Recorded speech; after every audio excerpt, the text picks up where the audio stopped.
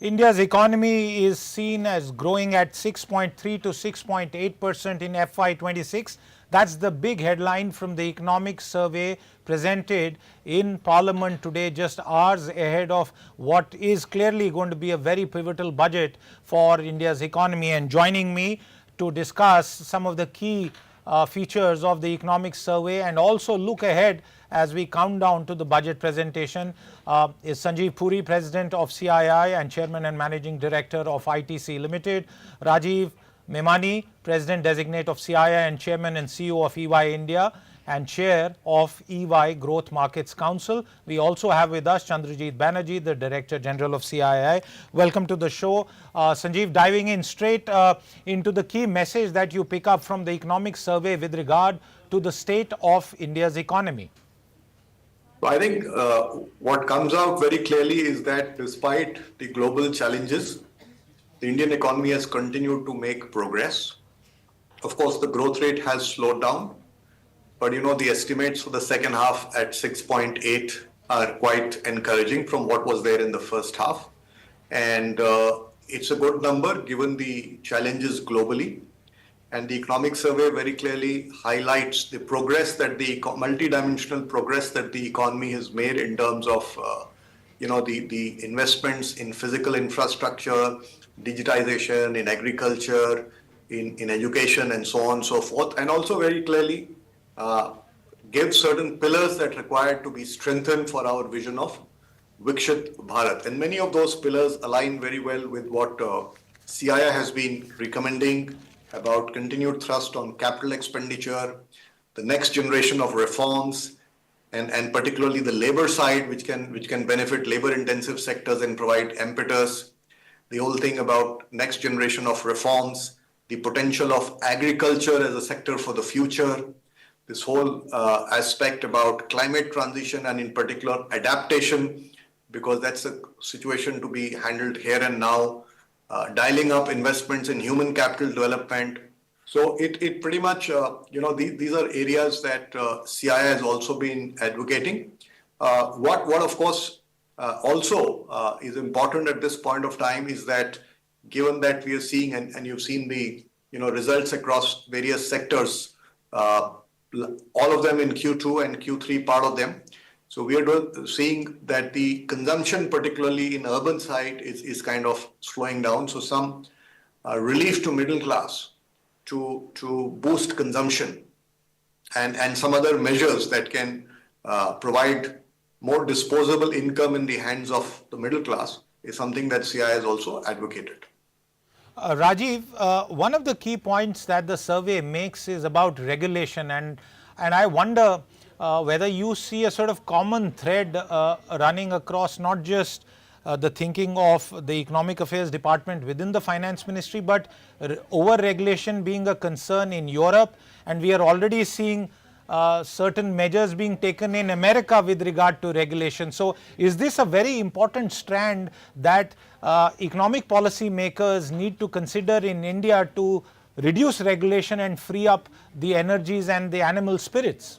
Yeah, you're absolutely right, Siddharth. I think this is, like AI, one of the big themes this year globally has been, and I think led by the US President, I think is very focused on deregulation, and I think competitive advantage being derived from ease of doing business and deregulation. And you've seen the contrasting cases of US and Europe. Insofar as India is concerned, for sure, I think this is something which the government has been focused on. They have been driving this change, but I think clearly in any engagement that we have with our members and our members have with government, this comes up again and again.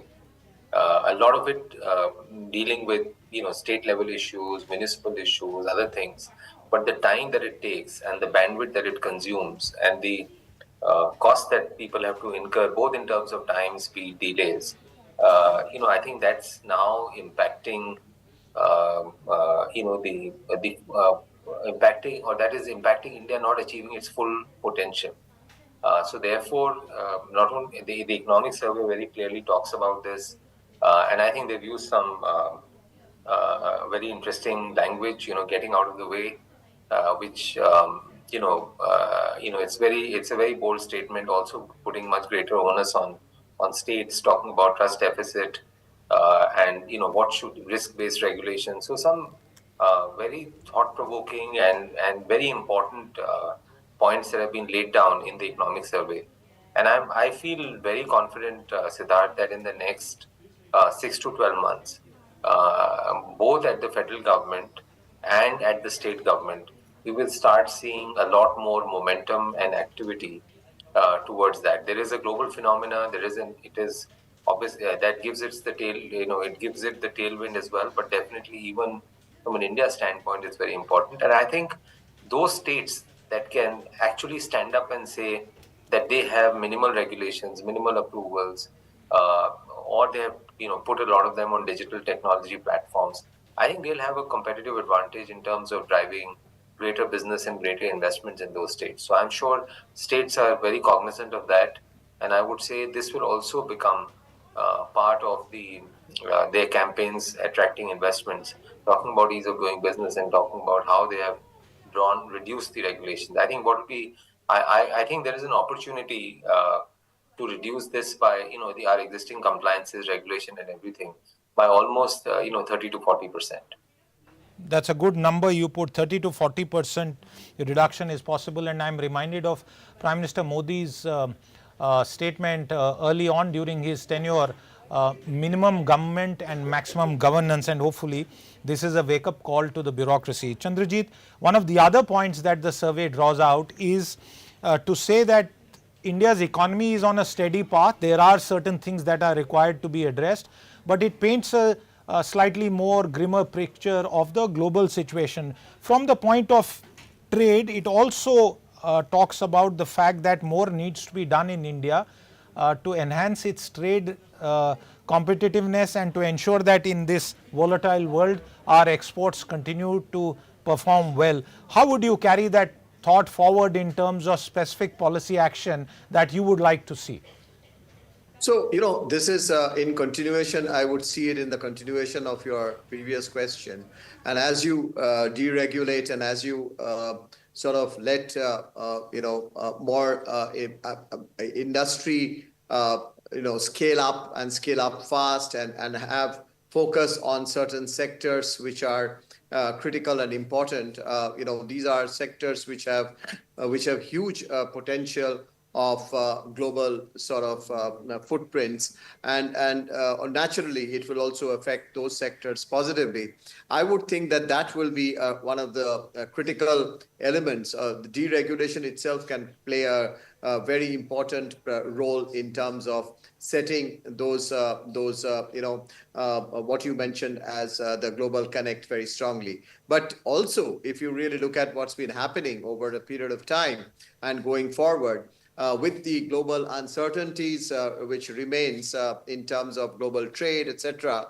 What we have been able to do is to look at specific regions. We have been able to look at specific countries. We have been able to enter into trade agreements. We are entering into trade agreements. And much of our trade agreements that if you will see of the recent past have also not just helped us access markets, but they have also enabled and triggered a lot of inward investments into India. So those have been very important and critical changes which have been set in motion, and I see that would continue pretty much strongly.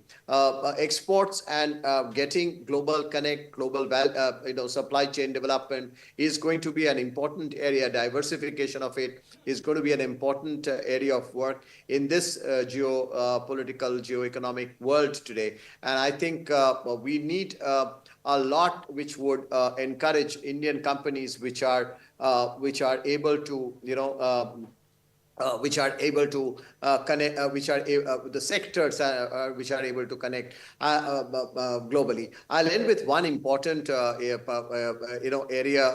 which is going to be very critical. It's schemes which are like the interest equalization scheme, which came to an end in June 2024, and that was extended for the non-SMEs till December 2024. These type of schemes, that should be extended by a few more years for all manufacturing exporters. And that will help Indian manufacturers really compete very strongly in the global market. And of course, we see this, how the global value chain, engagement, adopting a three-tier customs tariff over a period of time, imports, intermediaries, and final, that type of a sort of a timeline mechanism. All of this will make us competitive and link us strongly with the rest of the world. Sanjiv Puri, are you hopeful that the recognition and the statement that has been provided once again in the survey for the agriculture sector with regard to the impact of climate change or water scarcity is a positive signal that the government will continue to double down on all the schemes that it has in intervention schemes in the agriculture sector? And is there something that could fundamentally, as a new approach, make a crucial and critical difference on the ground? Sanjeev. So, first of all, let me say that the government has always been focused on the agriculture sector. There have been lots of interventions happening to inject technology, to build capacities to farmer collectives and so on and so forth. I think this whole issue of building agriculture resilience and also dealing with the issue of water security is extremely important, because it's not just about food and agriculture. A lot of economic activity actually is dependent on water, it's dependent on agriculture resources. We are relying on agriculture resources even for energy transition. So this is an extremely important area that this survey has highlighted. And CII has in fact recommended that we should set up a national commission on adaptation and agriculture resilience and a national mission on water security. And I think the way to go about doing this is to use AI and other modern tools to do some climate risk modeling, to identify decadal risks, whether it's around temperatures or flooding or something else in various parts of the country. And therefore, once the zoning or heat maps are made, we can have more targeted measure where it's a public-private partnership, where the value chain players, the policymakers, the research institutes are attached, and collectively some solutions to these issues are found.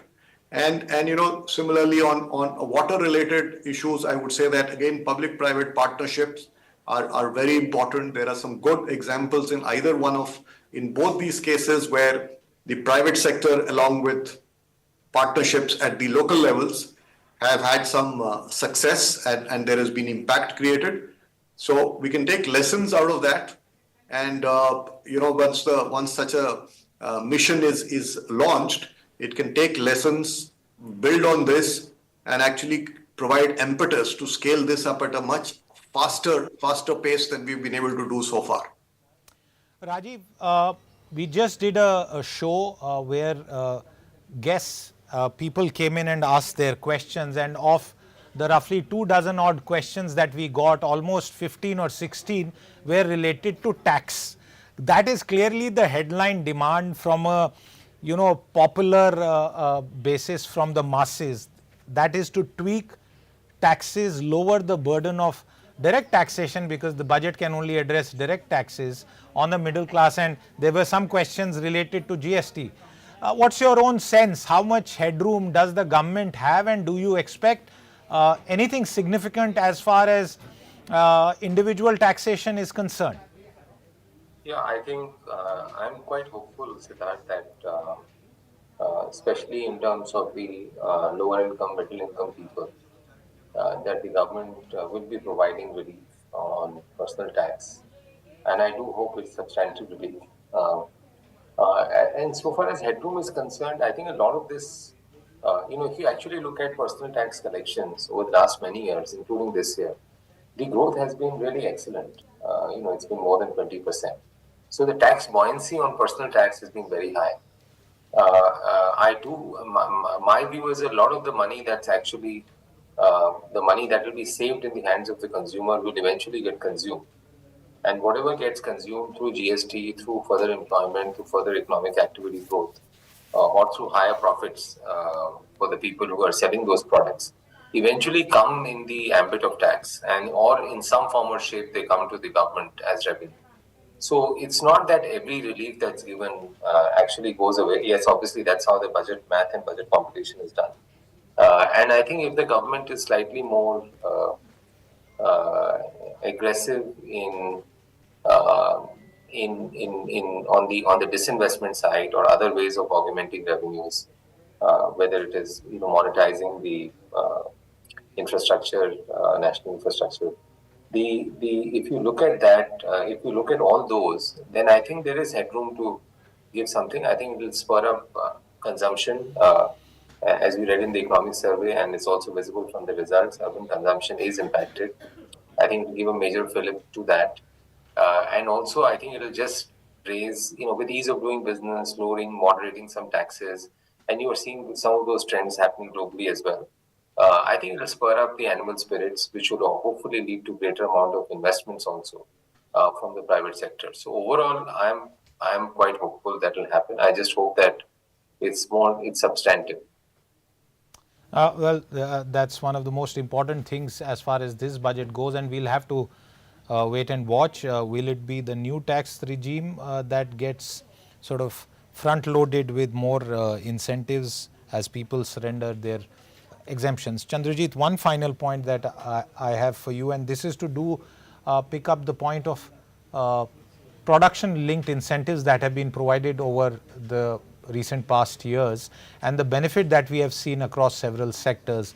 From your standpoint as CII, do you see the PLI scheme expansion being one of the more critical steps that should be announced in the budget tomorrow? One of the things, the PLI scheme has been, as you rightly said, has been very sort of critical ones, which helped kick off investments very strongly. And I would think that if we are able to extend the PLI scheme into certain critical sectors, components and more and beyond, it would really help. And these are really kick-starting type of incentive, which really helps a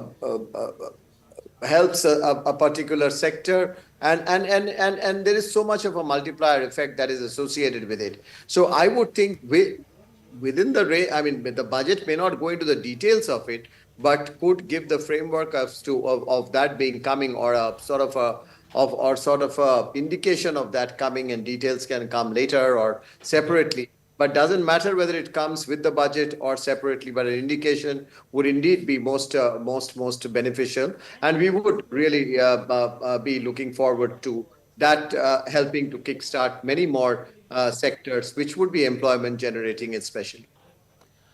Viewers, one of the key points from the survey is also the fact that the survey speaks about 8% growth that is required over almost 2 decades for Viksit Bharat targets to be met. And I think in some ways the writers of the economic survey, the authors, have sent out a clear message that we need to aspire for far higher growth than what we are likely to end at. The second half of the current financial year ending March 31st expected to be better than the first half. The first half had elections, but very clearly much more needs to be done, and hopefully a broad stroke indication towards a medium term reform map is something that will also come out from the budget fine print tomorrow. Sanjiv Puri, Rajiv Memani and Chandrajit Banerjee, thank you very much for your time with us today. Viewers, don't go away. We'll be back after a short break as Chief Economic Advisor Ananta Nageshwaran joins us on the show. We'll see you just in a bit from now. Bye-bye.